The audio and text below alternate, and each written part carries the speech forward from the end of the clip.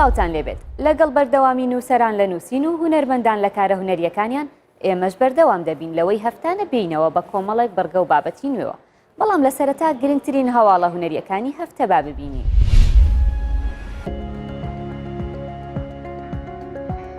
لە شاری هەولێر و لە پەیمانگەی هونەرە جوانەکانی شارەکە کۆنسێرتی ساڵانەی گۆرانی و میوزیکی قوتابیان ئەنجامدرا. لە کۆنسێرتەکەدا قوتابیانی قۆناغە جیاجیەکان بەشداریان تێدا کردبوو. زیاتریش قوتابیانی قۆناغی یەک بەشداری پێکرابوون بە مەبەستی هاندان و پشتگیری کردنیان.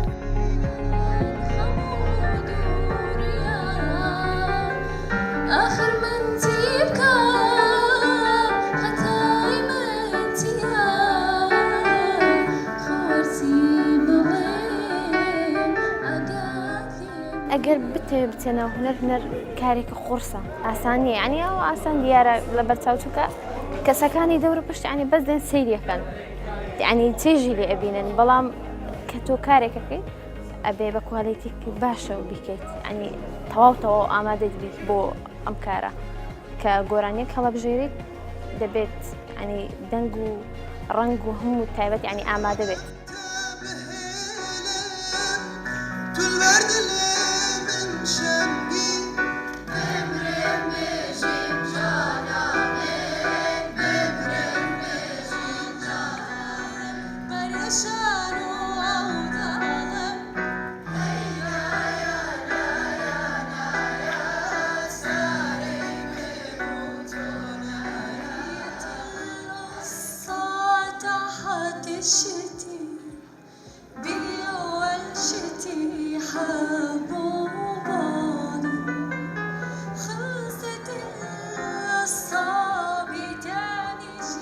ئێمە هەموو ساڵێک وەکو بەشی موزیکی پەیمانگای هونەرە جوانەکانی هەولێر لە هەردوو سیمینستەری خوێندن چەند چاڵاکێکی هونەری پێشکەش دەکەین و هەروەها چەندەها سیمینار پێشکەش دەکەین لە بوارەکانی برن هونەری موزیک. بۆ ساڵیش بە باشمان زانیکەوە لە دەستپێکی سیمینستەری دووەمی خوێندن دەست پێکەین بە چاڵاکی هونەریەکانی موزیک بە یەکەم کارمانکەوە کاری مامۆستا دڵدار ویلی ئەحمەد بوو. وەکو قۆناغ پێمان باش بوو قۆناغی یەک بەشدار بن لەو کارەی مامۆستا دڵدار تاکو ببێتە تەشجیعێک و پاڵپشتێک بۆیان زیاتر هەوڵ بدەن خۆیان ماندوو بکەن و هەروەها ئەو ترسێکەوە هەیتان لەسەر ستێج ئەو ترسیان نەمێنێتن لەبەر ئەوەی ئەوانە 5 ساڵی خوێندنیان لە پێشە لە خلالی ئەو 5 ساڵە چەندەها کۆنسێرت و سیمینار و شت دێتە پێشیان دەبتە پاڵپشتێک بۆیان بۆ کارە هونەریەکانیان.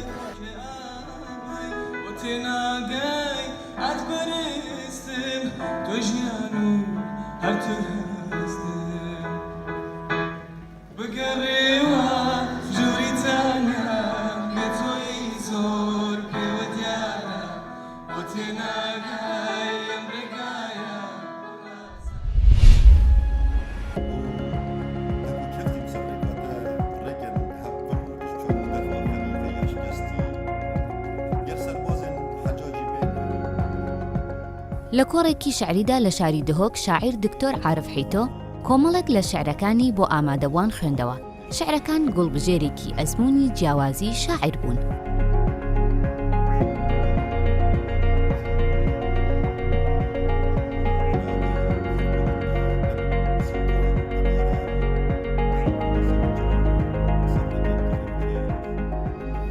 هەر هەفتی یان هەردوو هەفتی سیمینارێکی پێشکەشت بوو بێرێ بوو ئەوەن گەنجین نخبەوی ئەوێتێن چونکە ئەف جەهەکی گەلێکی بەرفرهنینە و بسەدا و 200 کەسا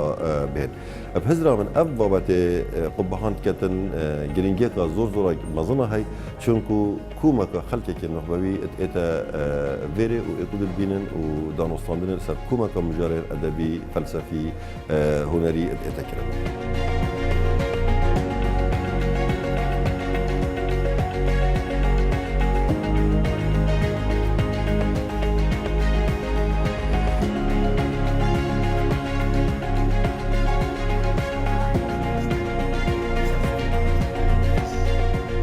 البته که چند گرنگه بو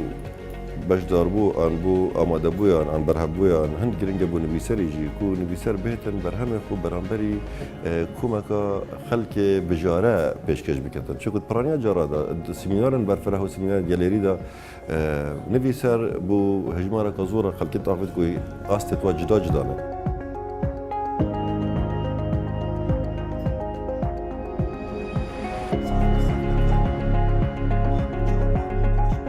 ئەم گەل حەشێ بۆ یەت و ساڵکەین ئەم گەلێک پێت بینە ڕاستی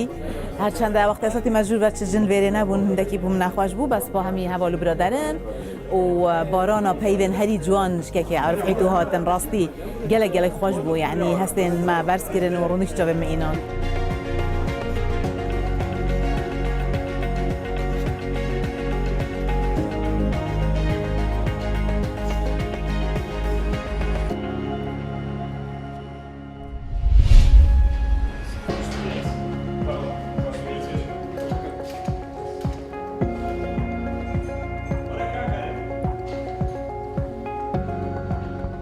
هونەرمەند هەرێم سەلاح بە کلیپکردنی گۆرانی هەرتۆی دەوێت دووبارە دڵی هەوادارانی خۆش دەکاتەوە.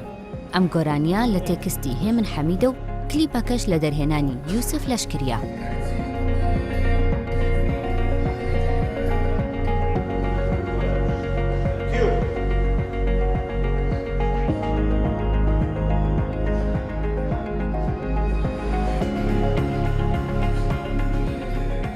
گۆرانی هەرتۆی دەوێت لە تێکستی هێمن حەمید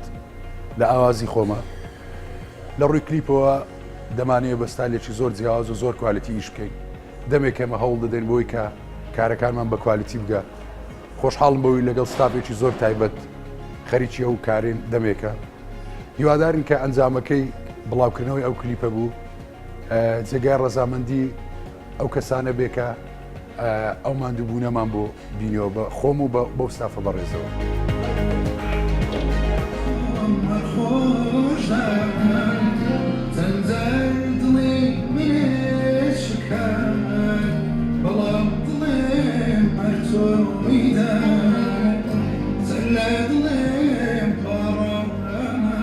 ڕەنگە بۆ من تۆزێک جیاوازی هەبێ لەبەرەوەی لە ڕووی تێکستەوە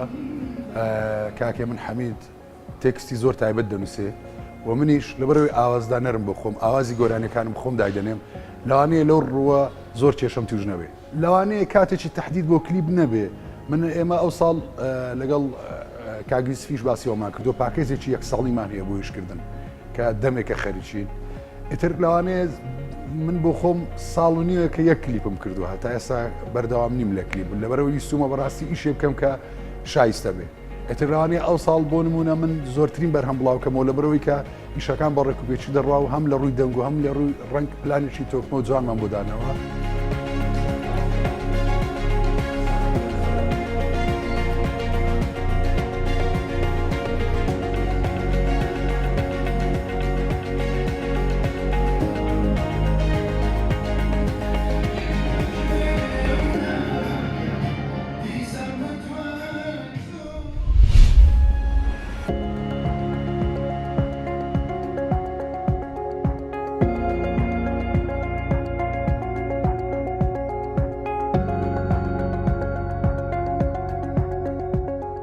لە شاری سلێمانی و لە مەراسیمێکدا کتێبی تیۆریەکانی سینۆگرافیا بڵاوکرایەوە. نووسەر دکتۆر نیاز لەتیف واژۆی لەسەر کتێبەکە کرد.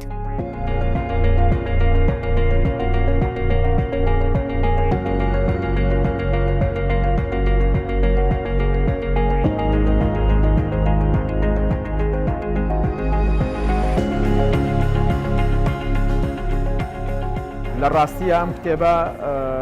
تێورەکانی سینۆگرافیا توانم بڵێمدان لێ بە یەکەم سەرچاوەی زانستی و ئەکادیمی لە بواری هونەری شان و سینۆگرافیایە و ئەمە یەکەم هەنگاوێکە بێ کە کتێبخانەی کوردی ئاشنا بێ پێی و سەرجەم کتێبەکە پێک هاتووە لە 5 بەش و ناساندنی ئەم بەشانەش هەریەکە و چەند لق و پۆپێکی تری لێ بێتەوە بۆ ناسانی کتێبەکە خۆی کتێبی سینۆگرافیا پێک هاتووە لە سەرجەم ئەو پێکهاتانەی کە بەشداری ئەکەن لە ڕێخستن و میزانسەی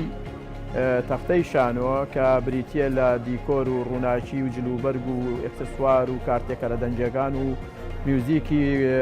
شانۆیی و دەمامک و ماکیاژ و هەموو ئەو پێکاتانی حتا جەستەی ئەکتەر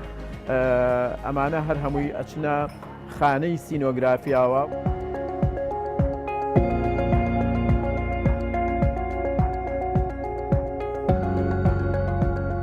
من پێم وایە سەرجەم بوارەکانی پێکاوە ئەم کتێبە دانرێت بە سەرچاوێکی زۆر گرنگی ئەکادیمی و میتۆدێک بۆ سەرجەم پەیمانگا و کۆریجەکانی هونەر لە کوردستان.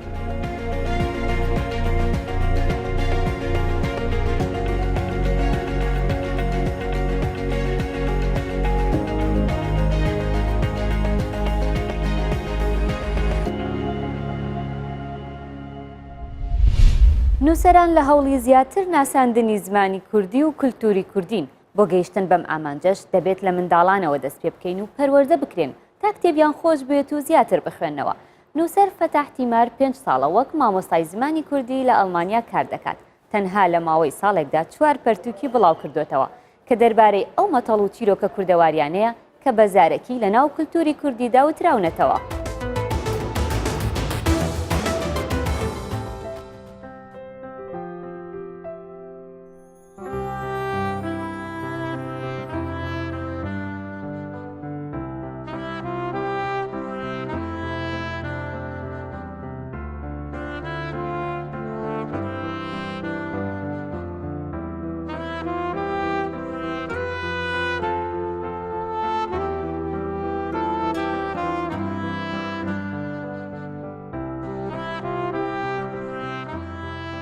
ناوم فتح تیماره از باجار قرسی قضا آرپچایمه 1980 دا جبر کاربار من پولیتیک پروبلم درکتن از مجبور ما بر خدا آلمانیایی. لی 85 دا وقتا که من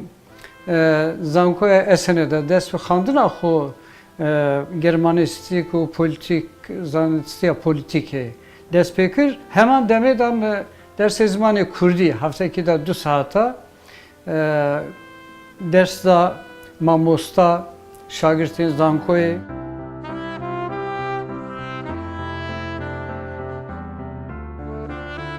müjare Türkiye'nin rasti folklora Kurdi folklor nava gelimede dbeku manavi gelekten deditini libeli cirokin gelleri نفر دوا خاچریس حتی بیجی تشتونک جیروکی لاوران هر سا گوتنی پیشیان بابت وان پرتوکی منن yani nava gelda insani kurası xandur nivîsandin nizanin û sala va ji pêşiya girtibûn heta nîro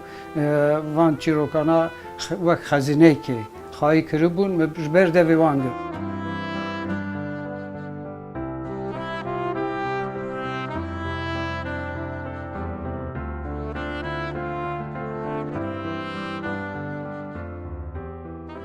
بری 2 سالان دو پرتوکی درکت بون چیروکی لاورا بو 8 چیروکی دینه وقت پرتوک تایبتی درکت لیوی داوی دا 4 پرتوکی من دیسا درکتم وانا یک mesele و metalokin zamanı Kurdi mesele Kurdistan taybeti li serhade taybeti xavatamı serhade hati pekani Pürtüka dönemin da bekanokin melle meşhur Mela Nesreddin, Hoca Nesreddin gele navi hani van ciroke veriyor ki pekanoke veriyor ki nava Kurdi serhade da Kurdi dağıtın gotine berhev kırıbı Pürtüka seyaminci ciroken serhade ye galeri disajı jene mala و insanek amrevan derbas bunu xandur nivîsandinê nizane ji ber devê wan hatine girtinê her îsa çîrokên serhedê gelêrî dudur jî dawxwaziya me ew ku pirtûk bên kirînê û tê kevin malê Kurda zarokê Kurda van pirtûkana bixwînin çanda Kurdî ji bîr nekin.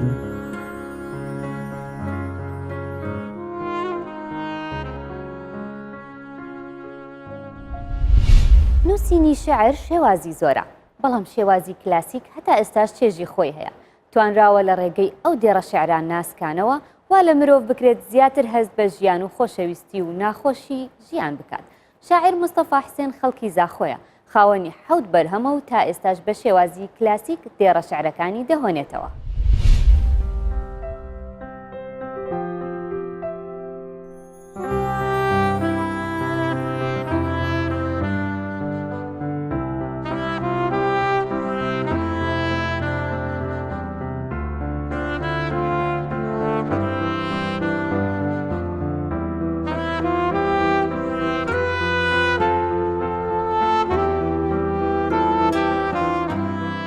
از مامۆستا مستەفا حسێن مستەفامان ساڵە 1956 دایک بوومە الجندي تركجان خواندنا خويا دست بيكي ونافنجي من باجار زاخو تمام إنايا وبشت بيدمي أسشوما مالي ما مستيان يعني دار المعلمين الدهوكي من تمام كريا وأزبيما ما مستا صالة 1972 سر 73 من دست بهالبستي كريا هما دامي أزت آخفتني من دبين هالبست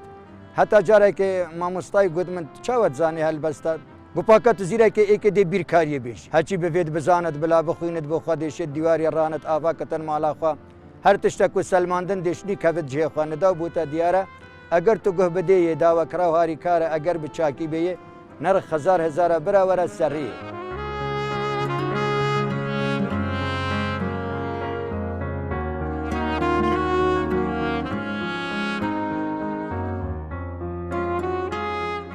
يدهي أو أبرو هر أو أري تشاوا دي خوينت كو هر أو بيتو بكت تو تو جيان نبس باري قلو مدس بردان أبرو كلو يا مديرك هلبست أو درمانكي زور تحلى أو بونا خشن ولا أو يفخت وي بشاد أو يفخت وي بشاد أو برهمت من اك دمي رابرينا ملت كرد دمي ام آوره بين چون بو سرسنوري تركيا پرتوكا ايكي من چاپ کر ناوي پیتن مشختيه شبر چونك ام مشخت بين او يادي جيك اك پسنو رخنا يادي ميرغا خوينه من هاي دقل چركان ديلوكس تران درينو ديلاناو او ايكا دي جيك من هاي ليلة ماديتن لولي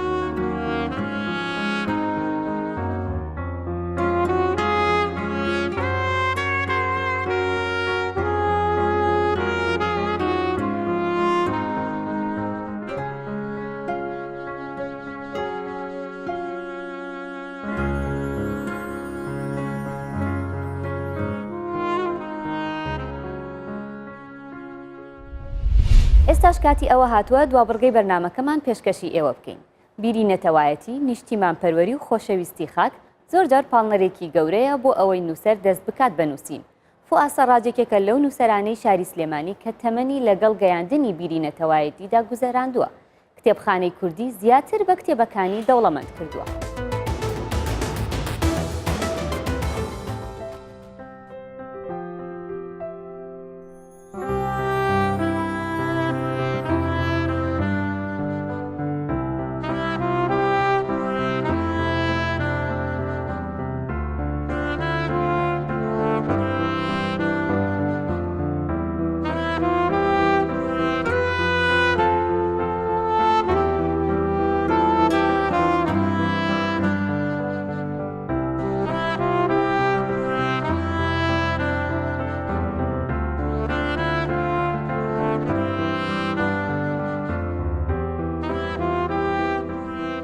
من وەکو کەسێکی نەتەوەی کە دەستم بە نووسین کردووە چی لە بواری شیعرا چی لە باری چیرۆک و چی لە باری وتاری سیاسی و پەخشانەکانمە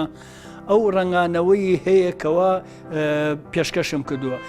و پێشکەشی کۆمەڵگام کردووە دوایم داخیشم بۆ ئەوە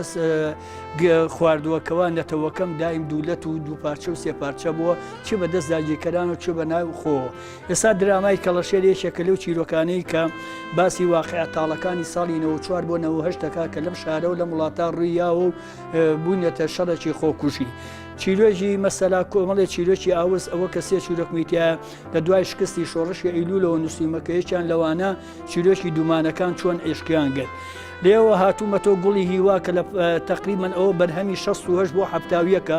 کۆمەڵێ پەخشانی نەتەوەیی و کوردایەتی و دۆسایەتی و کۆمەڵایەتی تایە و لەگەڵ عەشق و خۆشەویستیە وەکو گەنجێکی ئەو سەردەما هین بووە. ژیلەمەی ئەوین باسی ئەو چیرۆکێک کە کراوە بە فلیمش کە عەباژاژلەیی و نەوزامەجی دەریانە و کاکتا خەلی دەوری تیابینیە لەگەڵ کۆمەڵی هونەرمەندی بەڕێزی ترە ئەوە باسی ئەو واقعتاڵاو کە خەڵک بەهۆی ڕژێمی باسەوە وڵاتی بەجێ هێشت و ئەمانە دوایی کە ئەگەڕێتەوە پەیوەندی بە خۆشەویستی خاک و عشق و دڵاری خۆی ئەکاتەوانێ ئەگەر لە خۆشیان سەرکەوتو نەبێت لەنەوەکەیا بیدۆزێتەوە. ئەمە چیرۆکی دەرزی ئاشنی خەمەکان کە لەگەڵ خوا لێ خۆش بوو ئەمزا عەلی و ڕەفیق فایقە کەوانە بەشداریان کردۆ بە کۆمەڵێ چیرۆک و بابەتی شیعری و کاک ڕۆف حەسەن خوا لێ خۆش بوو ئەو پێشەکی و لێکۆڵینەوەی لەسەر نووسیوە. ئەوە لەبەر ئەوەش مەسەلایەنەوە پیرەمێد و شیاری نەتەوەی کە مسیە بابەتم لەسەر ئەوە هەیە چی لەسەر مامەژار چ لەسەر مەحوی لەسەر بیری نەتەوەیە کە لە ڕنگانەوەی ئەدەبیات و شیعریانە و هەڵوێستیانە دەرکەوتووە. و تا هاتووم لێوە دەسم بۆ دیوانی شێخەنوەری شاعری گەورە بردووە تێگەی لێکۆڵینەوەم لەسەر کردووە و شعرەکانیم بە هەر و ماندووبوونێکی زۆر و کۆ کردوێتەوە بە چاپم گەیانوە.